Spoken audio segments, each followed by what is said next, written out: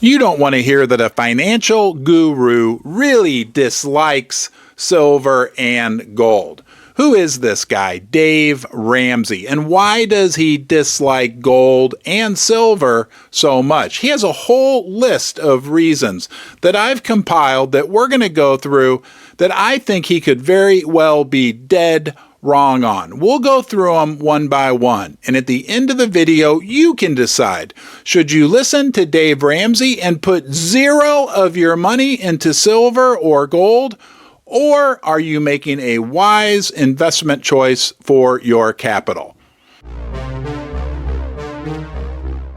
The first thing I heard him say is you have to look at the long-term track record for silver and gold versus other asset classes. He talks about the last 50 years, comparing the S&P 500 to gold and how the S&P 500 beat it.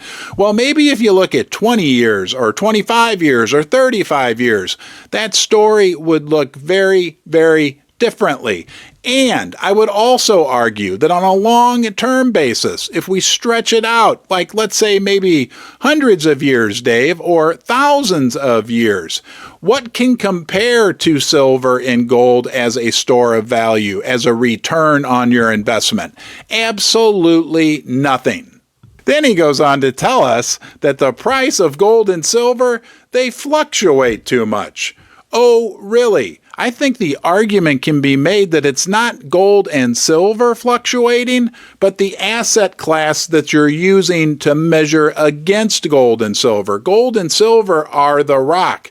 Other things are fluctuating, right? The value of the dollar. You can measure gold in yen, in euro, in any other currency. They all fluctuate. The value of the gold and silver are solid. Then he told us something that makes no sense whatsoever regarding gold and silver as an insurance policy, something that can protect you if currencies collapse, if civilizations collapse. He likes to point to this example of the Civil War here in the United States, and that people in the South who'd put their money in Confederate dollars when the war was over and the Union had prevailed, they didn't switch to gold because their Confederate dollars had become worthless, right? They didn't switch to gold. They went to the Union dollars, and that's why gold and silver aren't really a good store of value. Well, that's absolutely wrong, because if those people in the South had kept their wealth in silver and gold, they would have fared that period just fine. I'm sorry, I don't buy that example one bit at all. I like you, and I give you valuable silver and gold oriented videos every single day for the rest of my life. I hope you decide to join me, subscribe, and please give this video a thumbs up. Then Mr. Ramsey tells us that gold is just a commodity, silver, just a commodity. You don't want to own them because they don't make any money. They're not like a rental house or a stock or anything else. They just sit there. Yes, they sit there as a store of wealth, a store of all the energy that went into mining them out of the ground. Sure, they don't pay a dividend, right? Your gold coins and silver coins don't grow overnight on their own, but they do store your wealth, and they do act as an insurance policy if things were to get really bad.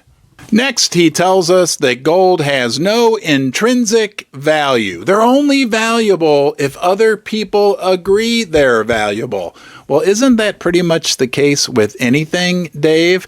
And don't we have a little bit of history we can fall back on regarding silver, regarding gold, that people for just a few years of history have indeed agreed that silver and gold are valuable? Do you want to say 1,000 years, Dave? 2,000 years? 3,000? 4,000? 5,000?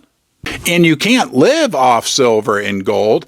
That, according to Dave Ramsey's little sidekick on his radio show, who brought up the fact that there's some YouTube video about a guy who tried to live off a gold bar for a whole day and just couldn't do it. So he went back to the coin shop and traded it in. I thought, boy, guys, give me a gold bar and I'll show you how I could live really well for one day. What do you think of Dave's advice? I think we poked some serious holes into his thesis that silver and gold are foolish investments, but you make the choice for yourself. It's always important we listen to different voices, different ideas. That's how we learn. Now, I also want to point out when it comes to Dave's advice, I found it interesting that when researching for this video, he's been sued for $150 million by his listeners over him promoting a timeshare exit company. People say he promoted this company and they felt they were defrauded by them in their efforts to get out of their timeshares. So I don't know if we want to listen to all of Dave's advice. I know one thing for sure, go watch a live stream and please come back to Ron's Basement. Hey everybody, it's Ron from Ron's Basement, live on the log flume with Lily. Lily, say hi. Hi.